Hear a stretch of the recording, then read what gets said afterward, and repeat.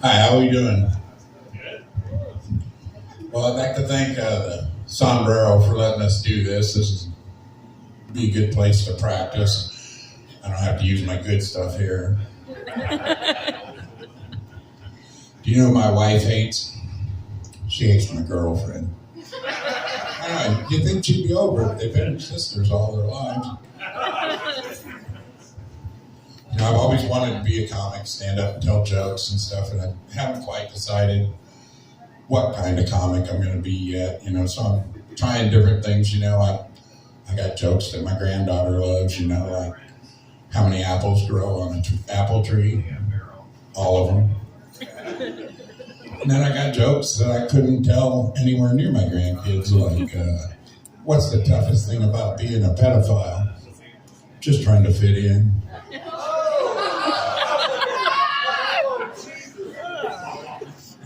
So I was born and raised Catholic, and I've got the emotional scars to prove it. Went to CCD classes, or as we called them, school for kids about to be molested. I've been a chef most of my life, and that means during family functions I get to do most of the cooking, and they always call on me for that. But it could be worse. I could be Uncle Fred, the proctologist, but at least he gets to tell them one asshole at a time.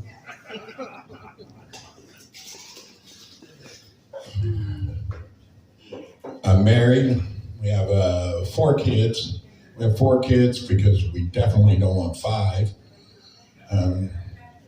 4 kids don't sound like a lot. I mean, when they're small, it's kind of a hurt. But when they become teenagers, they realize they outnumbered us. And it was a lot harder to keep control then. But being a dad was really tough and challenging. Being grandpa, that's so much easier. I love being grandpa. Can't do nothing wrong. I don't have to have the answer to anything. I don't have to fix nothing. I get to spoil the hell out of them, and if anybody cries, it's see you later. I like taking my granddaughter places and stuff, but she's really good at embarrassing me sometimes in public, and how you react to embarrassment really depends on who embarrasses you. When it's a stranger, you usually react with a little bit of anger, You go to pull on the door and it's a push, and the guy behind you says, "Hey, jackass, the door works this way." So then you want to hit that guy in the head, but when family embarrasses you, you just gotta take it and say, "Yeah, I'm related to them." My granddaughter, she likes to say things in public. When she was learning to put words together, and I told her, I said, "If you don't behave, I'm going to spank your butt."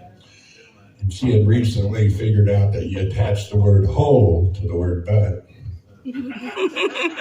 So her response at full volume in the middle of the store was, "You can't touch my butthole." And I said, "If you don't be quiet, you'll get Papa arrested." I took her out to eat at the Chinese restaurant, and she had to go to the bathroom, so I take her to the bathroom, and we get able to go into the boys' bathroom, and she says, "Papa, let's go in the girls' bathroom this time." And I said, "Oh, Papa can't go in there with you. You'll have to go by yourself." And she's like, "You've seen my vagina. You can see these ladies' vagina." And of course, the women responded with laughter, and I said, "Grandma kind of doesn't like it when I do that."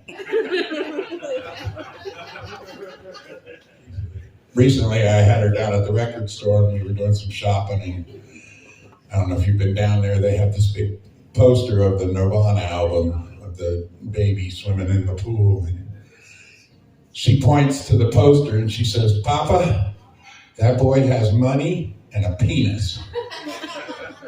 The guy behind the counter, he looked at me, and I said, "Hey, what can I say? She knows what she wants."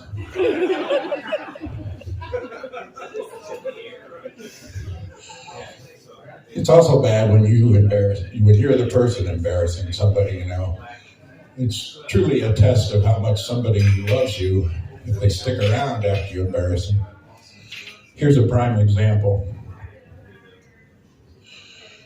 Back when my wife and I got married, we took our honeymoon to Chicago.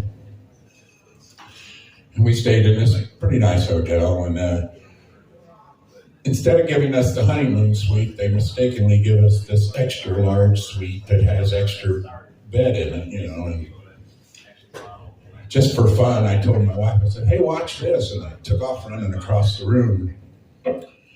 And I dove over one bed and landed on the other. Now there's a momentary pause of nothing, and then a huge crash as the bottom of the bed gives way out from under me and collapses to the floor. So we spent the night in the other bed. And the next morning, we decided we were going to go into town, but first, one of us, which one I don't know, but one of us has to go to the front desk and explain that during the night we broke our bed and we'd like it repaired. So naturally, being the good husband I was, I told my wife, you're up. She reluctantly told them what happened, with blushing face. And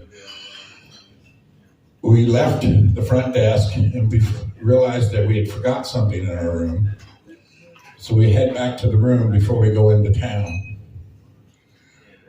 And when we get back to the room, there's a little non-English speaking person standing there holding the bed up.